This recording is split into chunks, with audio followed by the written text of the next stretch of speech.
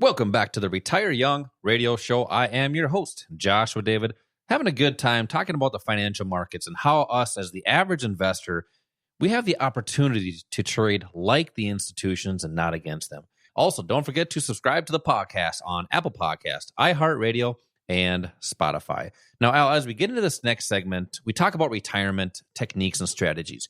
And there's some common mistakes that the public is making. And one, in my opinion, is they're relying on somebody else to control their financial future, right?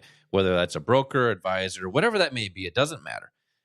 And it's just because they don't know how or what to do in their retirement accounts. Now, here's one of the big problems is they're being sold certain products that really cost them a lot in fees. And key word there, they're being sold products. We talk about annuities, how you're being sold annuities, sold different mutual funds. Let's talk about that and unpack that a little bit. Why is the public being sold these products, and why is it underperforming to their goals and their needs? A great question. Here's the one thing that I think people need to understand is that a financial advisor, a broker, I think people assume because somebody has a title that they're an expert at or that they're always going to do a great job, which is not necessarily the case. And the truth is that in that financial world for financial advisors and brokers, the emphasis really is on gathering assets to have under management, not as much as managing assets under management.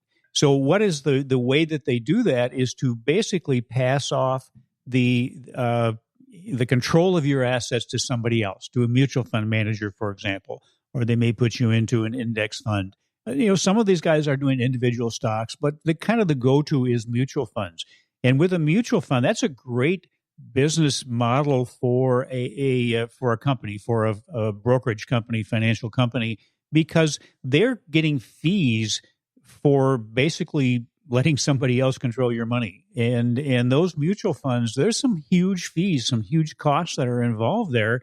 There are, not only transaction fees, there's management fees. The people that manage mutual funds make a lot of money. And back when I was a broker, I remember probably 2 or 3 times a week, we would have meetings where a person from the mutual fund company, where a wholesaler for a mutual fund company would come in, do a meeting, bring in donuts and coffee and things like that, and those guys got paid pretty good money. And back when I was working as a broker, and I don't think this is true anymore, but back then, sometimes your decision as to which mutual funds to use were based on who took you to the greatest place for dinner, or who took you out to play golf. I mean, I played golf and at courses around this town I never would have played at.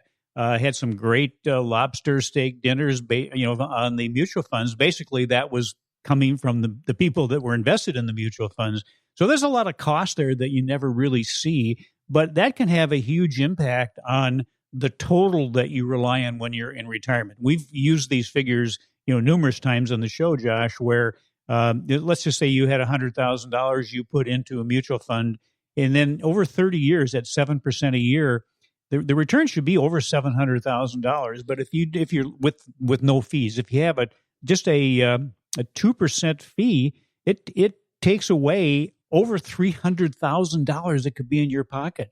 That's a huge hit to you. Plus, the choices within these mutual funds are actually pretty mediocre. Yeah, that's why most people, if you look at your 401ks over time, the average return is probably somewhere between 3 and 5%.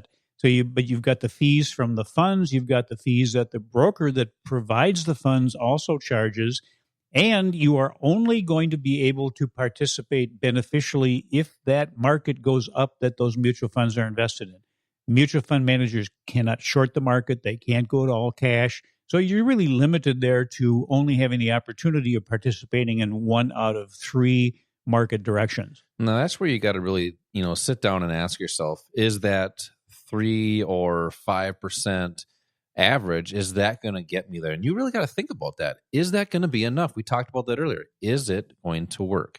Now, these fees really impact over time people's accounts, and that's unfortunate. Here's the good news. Some of these products that you're being sold right now, they actually are a good product.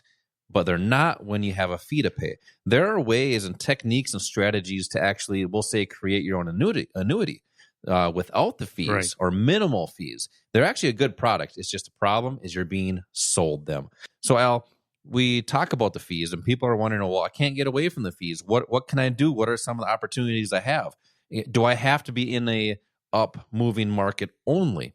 Well, one way to do that, really to eliminate fees or at least minimize them, is self-directing your own account, which means Correct. managing it yourself. Now people are probably talking, saying to themselves right now, well, I don't know how to do that. Well, maybe that's why you're listening to the Retire Young radio show, is to learn more about some of those techniques and strategies. And when you come to these investing classes, you see how that's done. You see some of these techniques. I'll talk about self-directing, why it's such a great thing, why we're seeing so many people want to learn more about that. Right. Well, if you are afraid of managing your own money, having a self-directed IRA where you are making all of the choices, if you're afraid of that, why are you not afraid of your 401k or your 403b? Because who's making the choices there? You are. You really are managing those assets, because most of you don't have meetings with a plan sponsor, or if there are meetings, they're not giving you individual specific advice. So you really are in charge of your 401ks. You're already managing your assets. In a self-directed IRA, number one, you eliminate the fees, and think about it. You're paying all those fees to somebody that is telling you to make your own decisions. It doesn't make any sense to me. It does to the company that's getting the fees. To the company, it makes a lot of sense. Right. But if in a self-directed IRA, number one, you've eliminated those fees.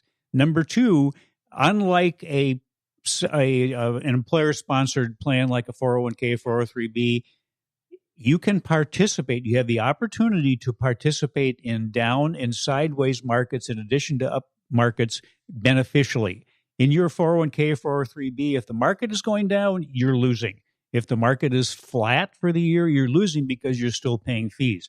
In a self-directed IRA, you have assets. You can utilize assets that can provide benefits in an up market, the opportunity for benefits in a down market, the opportunity for benefits in a sideways market. The leveraged assets we mentioned, futures, Forex, and options, anywhere maybe from a 10 to 1 to 100 to 1 leverage. That means every dollar can control maybe $50 or $100 worth of a particular asset. You can use those in a self-directed IRA. What about protection? In a 401k or 403b, it's pretty hard to have what we call an insurance policy on your portfolio. In your self-directed IRAs, you can do that. We'll show you how to do that with a simple option strategy. What if you just want to go to cash? You can do that. You really, in a 401k or 403b, the mutual fund managers can't go to all cash. Maybe you have a safe haven choice there, either a cash, a money market account, or a fixed income account that you can go to. But one of the things that we do in our classes is show you how to be able to properly identify when you want to go from one to another. Maybe go from a cash position to a market position, or from a market position into more of a fixed income position. And that's probably one of the most important things, is when to be long the market. When the market's going up, now is probably that good time. But also when not to be long, especially when the market is going down.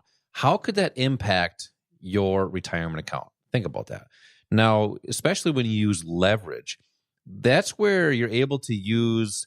Everybody thinks that they have to be 100% invested in the market. If you are, that's 100% at risk.